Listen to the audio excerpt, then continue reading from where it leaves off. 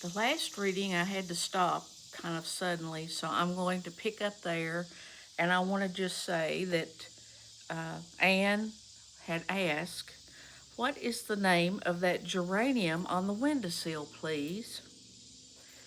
That's the apple scented geranium.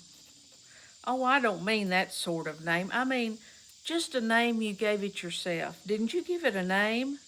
May I give it one then? May I call it, let me see, Bonnie would do. May I call it Bonnie while I'm here? Oh, do let me. Goodness, I don't care, but where on earth is the sense of naming a geranium? Oh, I like things to have handles, even if they are only geraniums. It makes them seem more like people. How do you know that it hurts a geranium's feelings just to be called a geranium and nothing else? You wouldn't like to be called nothing but a woman all the time. Yes, I shall call it Bonnie. I named that cherry tree outside my bedroom window this morning. I called it Snow Queen because it was so white. Of course, it won't always be in blossom, but one can imagine that it is, can't they? I never in all my life saw or heard anything equal to her, muttered Marilla, beating a retreat down cellar after potatoes. She is kind of interesting, as Matthew says.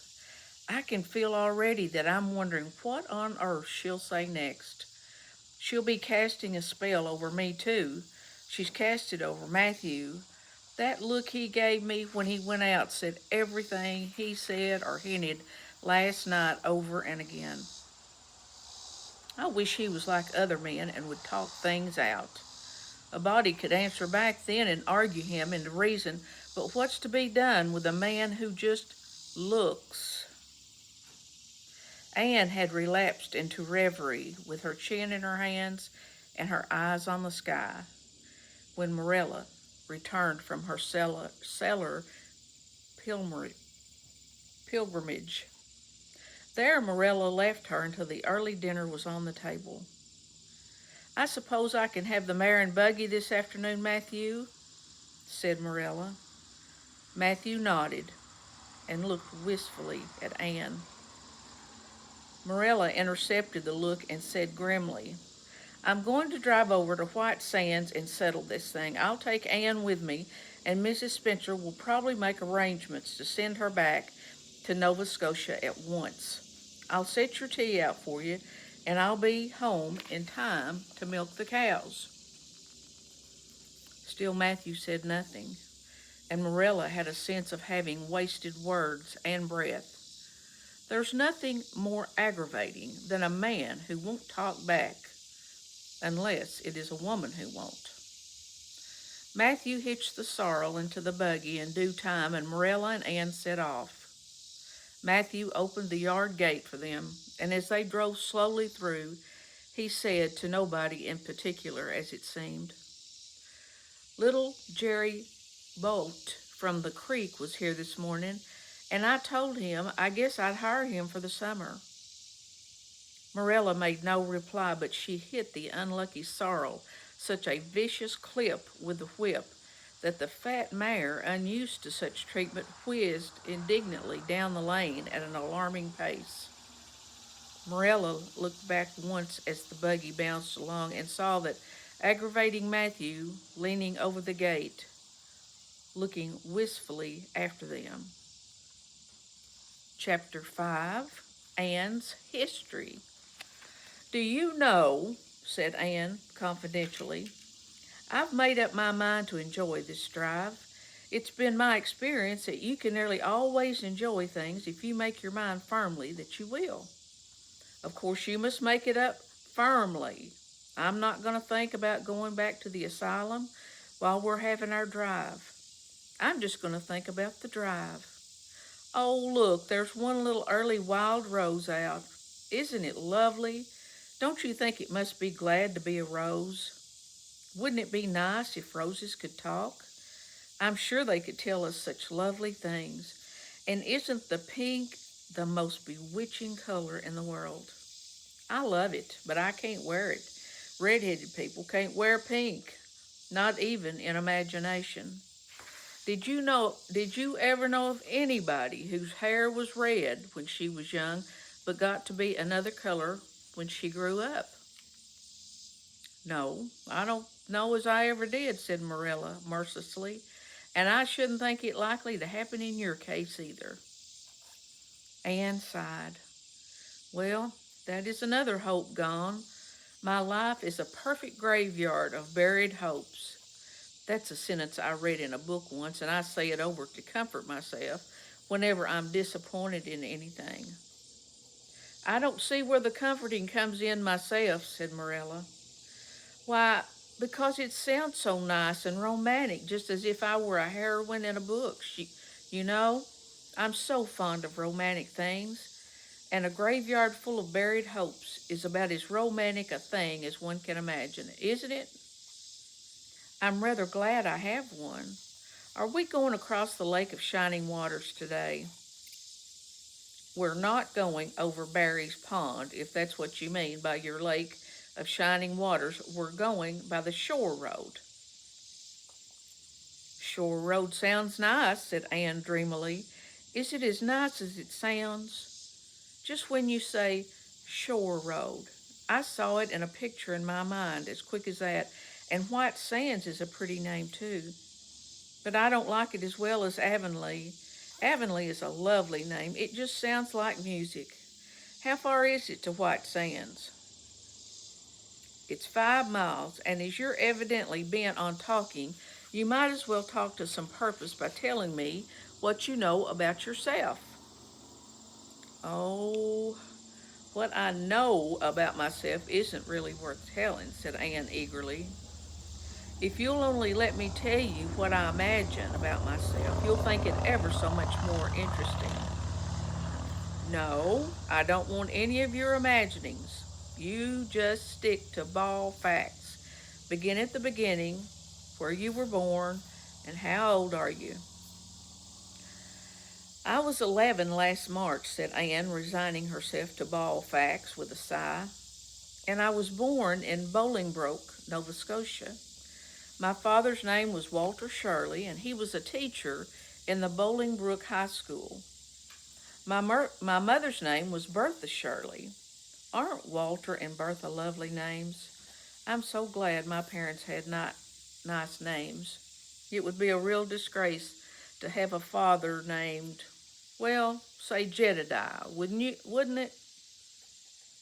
I guess it doesn't matter what a person's name is as long as he behaves himself, said Morella, feeling herself called upon to give a good and useful moral. Well, I don't know, Anne looked thoughtful. I read in a book once that a rose by any other name would smell as sweet, but I've never been able to believe it. I don't believe a rose would be as nice if it was called a thistle or a skunk cabbage. I suppose my father could have been a good man even if he had been named Jedediah, but I'm sure it would have been a cross. Well, my mother was a teacher in the high school too, but when she married father, she gave up teaching, of course. A husband was enough responsibility. Mrs. Thomas said they were a pair of babies and as poor as church mice. They went to live in a weeny, teeny little yellow house in Bolingbroke. I've never seen that house, but I imagined it thousands of times. I think it must have had honeysuckle over the parlor window and lilacs in the front yard and lilies of the valley just inside the gate. Yes, and muslin curtains in all the windows. Muslin curtains give a house such an air. I was born in that house. Mrs. Thomas said I was the homeliest baby she ever saw. I was so scrawny and tiny and nothing but eyes, but that mother thought I was perfectly beautiful. I should think a mother would be a better judge than a poor woman who came in to scrub, wouldn't you? I'm glad she was satisfied with me anyhow. I would feel so sad if I thought I was a disappointment to her, because she didn't live very long after that, you see. She died of fever when I was just 3 months old. I do wish she'd lived long enough for me to remember calling her mother. I think it would be so sweet to say, Mother, don't you? And Father died 4 days afterwards from fever, too. That left me an orphan, and folks were at their wits' end, so Mrs. Thomas said, what to do with me? You see, nobody wanted me, even then. It seems to be my fate. Father and mother had both come from faraway places, and it was well known they hadn't any relatives living. Finally, Mrs. Thomas said she'd take me, though she was poor and had a drunken husband. She brought me up by hand. You know, if there's anything in being brought up by hand that ought to make people who are brought up that way better than other people, because whenever I was naughty, Mrs. Thomas would ask me how I could be such a bad girl when she had brought me up by hand. Reproachful like. Mr. and Miss Thomas moved away from Bolingbrook to Marysville, and I lived with them until I was 8 years old. I looked after the Thomas children. There were 4 of them younger than me, and I can tell you they took a lot of looking after. Then Mr. Thomas was killed, falling under a train, and his mother offered to take Mrs. Thomas and the children, but she didn't want me. Mrs. Thomas was at her wits' end, so she said what to do with me. Then Mrs. Hammond come up from the river and said she'd take me, seeing I was handy with children, and I went up the river to live with her in a little clearing among the stumps. It was a very lonesome place. I'm sure I could never have lived there if I hadn't had an imagination. Mr. Hammond worked a little sawmill up there, and Mrs. Hammond had 8 children. She had twins 3 times.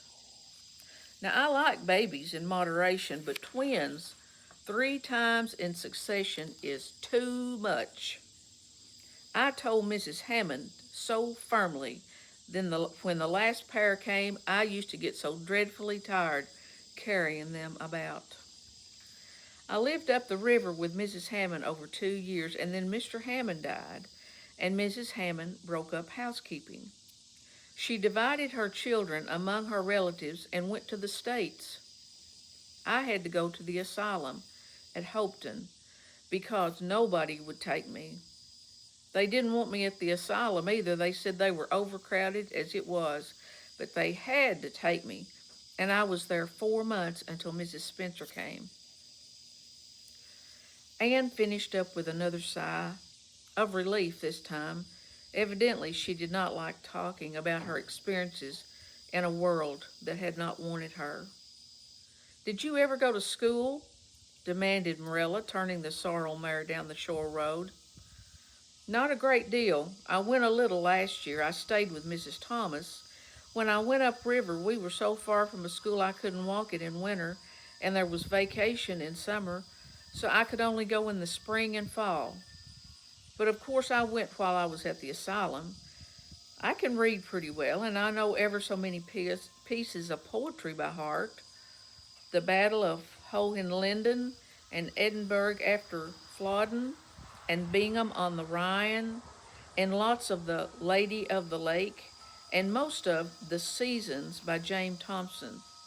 Don't you just love poetry that gives you a crinkly feeling up and down your back? There is a piece in the 5th Reader, The Downfall of Poland, that is just full of thrills. Of course, I wasn't in the 5th Reader, I was only in the 4th, but the big girls used to lend me theirs to read. Were those women, Mrs. Thomas and Mrs. Hammond, good to you? Asked Marilla, looking at Anne out of the corner of her eye. Oh, faltered Anne. Her sensitive little face suddenly flushed scarlet, and embarrassment sat on her brow. Oh, they meant to be. I know they meant to be just as good and kind as possible. And when people mean to be good to you, you don't mind very much when they're not quite always. They had a good deal to worry them, you know. It's very trying to have a drunken husband, you see, and it must be very trying to have twins 3 times in succession, don't you think? But I feel sure they meant to be good to me. Marilla asked no more questions.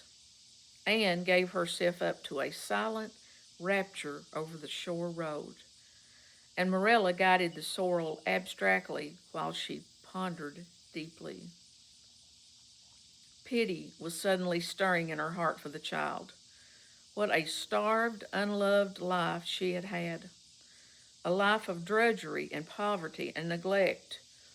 For Marilla was shrewd enough to read between the lines of Anne's history and divine the truth. No wonder she had been so delightful at the prospect of a real home. It was a pity she had to be sent back. What if she, Marilla, should indulge Matthew's unaccountable whim and let her stay? He was set on it, and the child seemed a nice, teachable little thing. She's got too much to say, thought Marilla, but she might be trained out of that, and there's nothing rude or slangy in what she does. She's ladylike. It's likely her people were nice folks.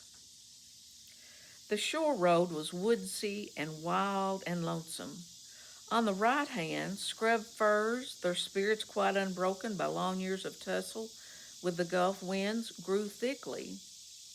On the left were the steep red sandstone cliffs, so near the track in places that a mare of less steadiness than the sorrel might have tried the nerves of the people behind her.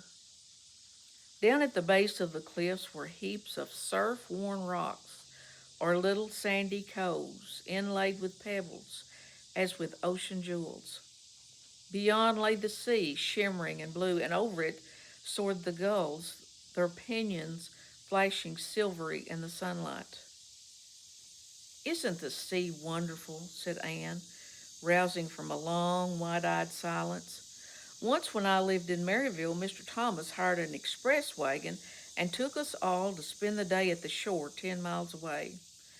I enjoyed every moment of that day, even if I had to look after the children all the time. I lived it over in happy dreams for years. But this shore is nicer than Maryville shore. Aren't those gulls splendid? Would you like to be a gull?" "I think I would. That is, if I couldn't be a human girl. Don't you think it would be nice to wake up at sunrise and swoop down over the water and away out over that lovely blue all day, and then at night to fly back to one's nest? Oh, I can just imagine myself doing it. What big house is that just ahead, please?" "That's the White Sands Hotel. Mr. Kirk runs it, but the season hasn't begun yet. There are heaps of Americans come there for the summer. They think this shore is just about right." "I was afraid it might be Mrs. Spencer's place," said Anne mournfully. "I don't want to get there. Somehow it will seem like the end of everything." Chapter 6. Marilla Makes Up Her Mind.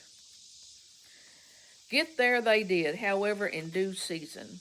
Mrs. Spencer lived in a big yellow house at White Sands Cove, and she came to the door with surprise and welcome mingled on her benevolent face. "Dear, dear," she exclaimed, "you're the last folks I was looking for today, but I'm real glad to see you. You'll pull your horse in? And how are you, Anne?" "I'm as well as can be expected, thank you," said Anne smilelessly. A blight seemed to have descended on her. "I suppose we'll stay a little while to rest the mare," said Marilla, "but I promised Matthew I'd be home early. The fact is, Mrs. Spencer, there's been a queer mistake somehow, and I've come over to see where it is. We sent word, Matthew and I, for you to bring us a boy from the asylum.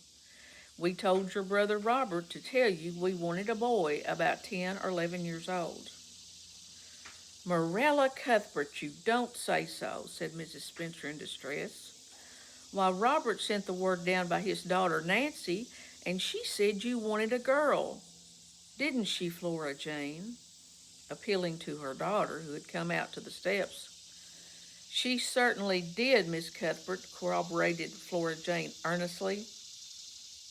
"I'm dreadfully sorry," said Mrs. Spencer. "It's too bad, but it certainly wasn't my fault, you see, Miss Cuthbert." I did the best I could, and I thought I was following your instructions. Nancy is a terrible flighty thing. I often had to scold her well for her heedlessness. It was our own fault, said Morella, resigning. We should have come to you ourselves and not left an important message to be passed along by word of mouth in that fashion. Anyhow, the mistake has been made, and the only thing to do now is to set it right. Can we send the child back to the asylum? I suppose they'll take her back, won't they? I suppose so, said Mrs. Spencer thoughtfully, but I don't think it will be necessary to send her back. Mrs. Peter Bewlett was up here yesterday, and she was saying to me how much she wished she had sent by me for a little girl to help her. Mrs. Peters has a large family, and she finds it hard to get help. Anne will be just the very girl for her. I call it positively providential. Morella did not look as if she thought Providence had much to do with the matter. Here was an unexpectedly good chance to get this unwelcome orphan off her hands, and she did not even feel grateful for it. She knew Mrs. Peter Blewett only by sight as a small, shrewish-faced woman without an ounce of flesh on her bones. But she had heard of her. A terrible worker and driver, Mrs. Peters was said to be, and discharged servant girls told fearsome tales of her temper and stinginess and her family of pert, quarrelsome children. Morella felt a qualm of conscience at the thought of handing Anne over to her tender mercies. Well, I'll go in and we'll talk the matter over, she said.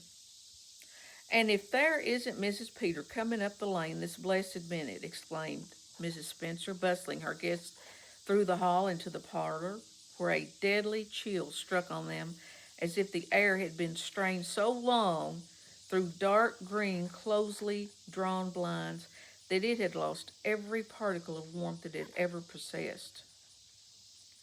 That is real lucky, for we can settle the matter right away. Take the armchair, Miss Cuthbert, and you sit here on the ottoman and don't wiggle. Let me take your hats. Flora Jane, go out and put the kettle on. Good afternoon, Miss Blewett. We were just saying how fortunate it was you happened along. Let me introduce you to two ladies, Miss Blewett, Miss Cuthbert. Please excuse me for just a moment. I forgot to tell Flora Jane to take the buns out of the oven. Mrs. Spencer whisked away while pulling up the blinds. Anne, sitting mutely on the ottoman with her hands clasped tightly in her lap, stared at Mrs. Bewlett as one fascinated. Was she to be given into the keeping of this sharp-faced, sharp-eyed woman? She felt a lump coming up in her throat, and her eyes smarted painfully. She was beginning to be afraid she couldn't keep the tears back when Mrs. Spencer returned, flushed and beaming, quite capable of taking any and every difficulty, physical, mental, or spiritual, into consideration and settling it out of hand. It seems there's been a mistake about this little girl, Miss Blewett, she said. I was under the impression that Mr. and Miss Cuthbert wanted a little girl to adopt. I was certainly told so, but it seems it was a boy they wanted, so if you're still of the same mind you were yesterday, I think she'll be just the thing for you. Mrs. Blewett darted her eyes over Anne from head to foot. How old are you, and what's your name? She demanded. Anne Shirley, faltered the shrinking child, not daring to make any stipulations regarding the spelling thereof, and I'm 11 years old.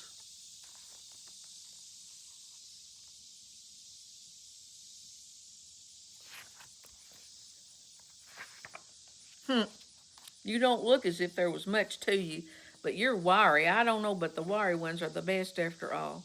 Well, if I take you, you'll have to be a good girl, good and smart and respectful. I'll expect you to earn your keep, and no mistake about that. Yes, I suppose I might as well take her off your hands, Miss Cuthbert. The baby's awful fractious, and I'm clean wore out attending to him. If you like, I can take her home right now. Morella looked at Anne and softened at sight of the child's pale face, with its look of mute misery, the misery of a helpless little creature who finds itself once more caught in the trap from which it had escaped.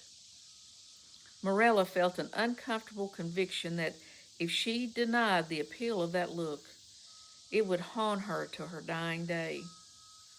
Moreover, she did not fancy Mrs. Blewett to hand a sensitive, high-strung child over to such a woman. No, she could not take the responsibility of doing that. Well, I don't know, she said slowly. I didn't say that Matthew and I had absolutely decided that we wouldn't keep her. In fact, I may say that Matthew is disposed to keep her. I just came over to find out how the mistake had occurred.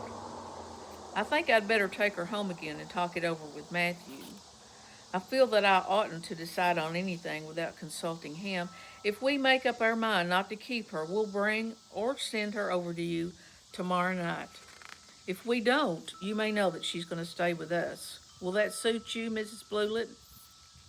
I suppose it'll have to, said Mrs. Blewett ungraciously. During Morella's speech, a sunrise had been dawning on Anne's face. First, the look of despair faded out. Then came a faint flush of hope. Her eyes grew deep and bright as morning stars. The child was quite transfigured, and a moment later, when Mrs. Spencer and Mrs. Blewett went out in the quest of a recipe the latter had come to borrow, she sprang up and flew across the room to Morella.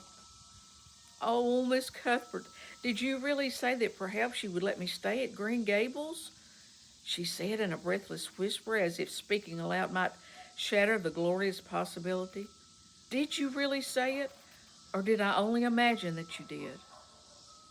"I think you'd better learn to control that imagination of yours, Anne, if you can't distinguish between what is real and what isn't," said Morella crossly. "Yes, you did hear me say just that, and no more. It isn't decided yet, and perhaps we will conclude to let Mrs. Blewett take you after all. She certainly needs you much more than I do." "I'd rather go back to the asylum than to go live with her," said Anne passionately. "She looks exactly like a gimlet." Morella smothered a smile under the conviction that Anne must be reproved for such speech. "A little girl like you should be ashamed of talking so about a lady and a stranger," she said severely. "Go back and sit down quietly and hold your tongue and behave as a good girl should." "I'll try to do and be anything you want me if you'll only keep me," said Anne, returning meekly to her ottoman. When they arrived back at Green Gables that evening, Matthew met them in the lane. Morella from afar had noted him prowling along and guessed his motive. She was prepared for the relief she read in his face when he saw that she had at least brought Anne back with her. But she said nothing to him relative to the affair until they were both out in the yard behind the barn milking the cows. Then she briefly told him Anne's history and the result of the interview with Mrs. Spencer. "I wouldn't give a dog I liked to that Blewett woman," said Matthew with unusual vim. "I don't fancy her style myself," admitted Morella, "but it's that or keeping her ourselves, Matthew. And since you seem to want her, I suppose I'm willing, or have to be. I've been thinking over the idea until I got kind of used to it. It seems a sort of duty. I've never brought up a child, especially a girl, and I dare say I'll make a terrible mess of it, but I'll do my best. So far as I'm concerned, Matthew, she may stay." Matthew's shy face was a glow of delight. "Well, now, I reckon you've come to see it in that light, Morella," he said. "She's such an interesting little thing." "It'd be more to the point if you would say she was a useful little thing," retorted Morella, "and I'll make it my business to see she's trained to be that. And mind, Matthew, you're not going to go interfering with my methods. Perhaps an old maid doesn't know much about bringing up a child, but I guess she knows more than an old bachelor. so you just leave me to manage her. When I fail, it'll be time enough to put your oar in." There, Morella, you can have it your way," said Matthew reassuringly. "Only be as good and kind to her as you can be without spoiling her. I kind of think she's one of the sorts you can do anything with if you only get her to love you." Morella sniffed to express her contempt for Matthew's opinions concerning anything feminine and walked off to the dairy with the pails. "I won't tell her tonight that she can stay," she reflected as she strained the milk into the creamers. "She'd be so excited that she wouldn't sleep a wink. Marilla Cuthbert, you're fairly in for it. Did you ever suppose you'd see the day when you'd be adopting an orphan girl? It's surprising enough, but not so surprising as that Matthew should be at the bottom of it. Him that always seemed to have such a mortal dread of little girls. Anyhow, we've decided on the experiment, and goodness only knows what will become of it." The end of chapter 6.